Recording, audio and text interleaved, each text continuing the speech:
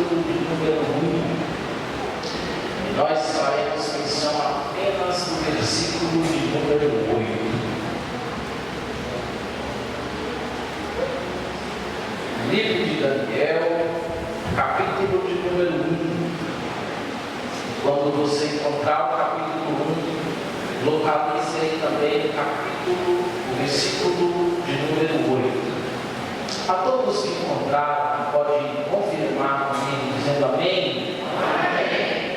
Está escrito assim: e Daniel assentou em seu coração não se contaminar com a porção do manjar do rei, nem com o vinho que ele bebia. Portanto, pediu aos chefes dos eunucos que lhes concedesse não se contaminar. Meus queridos irmãos, nesta noite há um desejo no meu coração de falar aquilo que Deus me confiou a vocês. E eu quero falar nesta noite na seguinte temática: Daniel, uma vida de propósito. A nível de pedagogia, apenas assim para a gente não se esquecer, eu vou pedir para você repetir comigo apenas essa parte. Eu prometo que eu vou pedir para você fazer mais nada, mas é apenas para que você não se esqueça do tema que nós pretendemos abordar aqui nesta noite. Repita comigo: Daniel, uma vida de propósito. Para considerarmos a vida de Daniel, julgo necessário considerarmos também um pouco a respeito do seu livro. Várias são as profecias que envolvem o cenário histórico do livro de Daniel, profecias encontradas no livro de Isaías, no livro de Miqueias, no capítulo 4, em Abacuque, capítulo 1. Nós podemos encontrar vários textos proféticos onde fala a respeito do livro de Daniel. O livro de Daniel é um livro histórico profético.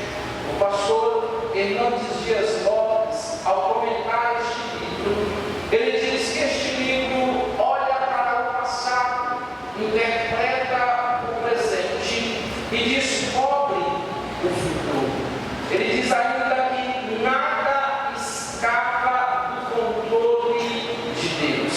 Quando olhamos para o livro de Daniel, perceberemos que mesmo em meio às circunstâncias mais adversas e caóticas da vida, Deus continua no controle de todas as coisas.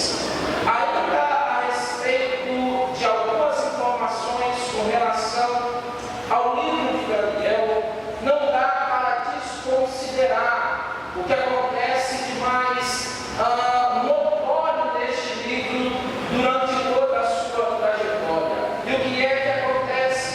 O cativeiro babilônico. Por 3 vezes, Nabucodonosor atacou o povo de Deus, levando-os cativos para a Babilônia. A primeira vez aconteceu no ano 605 a.C., quando Nabucodonosor atacou Judá e levou cativo toda a nobreza judaica, bem como também Daniel, nessa primeira leva de cativos.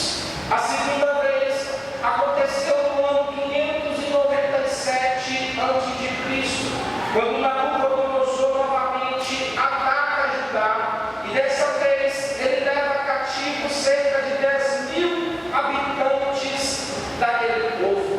Na terceira vez aconteceu por volta do ano 586 a.C., quando ele novamente cerca Jerusalém. Dessa vez ele destruiu a cidade, o Santo Templo, e levou o povo de Judá para o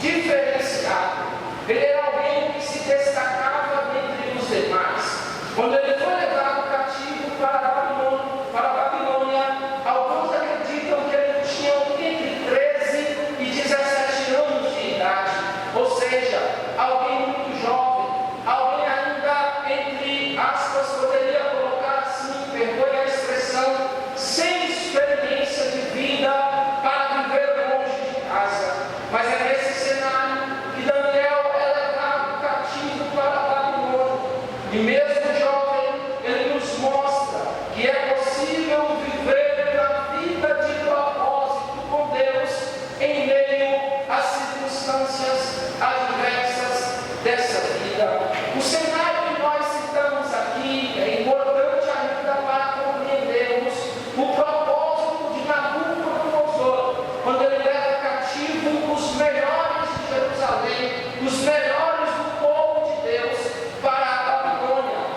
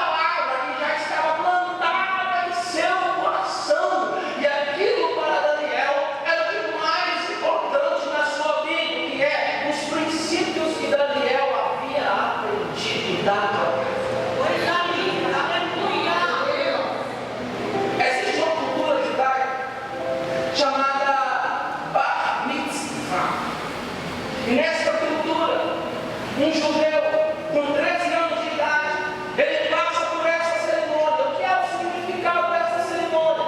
É mais ou menos um aniversário. Só que nesse aniversário é diferente, porque para ele é uma grande festa. E por que uma grande festa? Porque agora, com 13 anos, nessa cultura, ele é considerado alguém responsável. E agora, ele vai poder ter acesso à leitura da lei, à leitura da Torá. Então, o maior presente para ele é ter acesso, é poder ler. Nos dias de hoje, assim, é um pouco diferente, né? Se alguém faz aniversário, de presente a gente ganha um celular, vai dar para filho, um notebook, um celular, nada para isso. Mas no judaísmo, fez 13 anos, aqui está a lei. Aleluia! Aqui está a lei. Desde novo já aprende a amar a lei. Desde novo já aprende a valorizar os princípios da palavra. Queridos, se queremos viver uma vida de propósito com Deus, é necessário valorizarmos os princípios da palavra de Deus. Jesus disse em João 15: vós já estáis limpos pela palavra que eu vos disse. No capítulo 17 do Evangelho de João, ele diz: Pai, santifica-os na verdade, a tua palavra é a verdade. O salmista no Salmo 119, no verso 11, ele faz uma pergunta e ele encontra uma resposta. Ele diz: como purificará o jovem o seu caminho? A resposta é observando, conforme a tua palavra. Paulo, quando escreve aos Romanos, no capítulo 12, verso 2, ele diz: não vos conformeis com este mundo, mas transformai-vos pela renovação do vosso entendimento. Porque é a valorização da palavra, porque a palavra é para nós os princípios de Deus. A palavra é para nós o alimento para nós. Primeiro, por que valorizar a palavra? Porque a palavra, ela é para nós o alimento da nossa fé. Paulo disse que a fé vem pelo ouvir, e o ouvir da palavra de Deus. Há um grande escritor chamado John Piper, que ele diz que se a fé vem pelo ouvir da palavra, ela também se vai pela crença, ou pela falta da crença. Não só porque a palavra é um alimento, mas também porque a palavra transforma o nosso ser.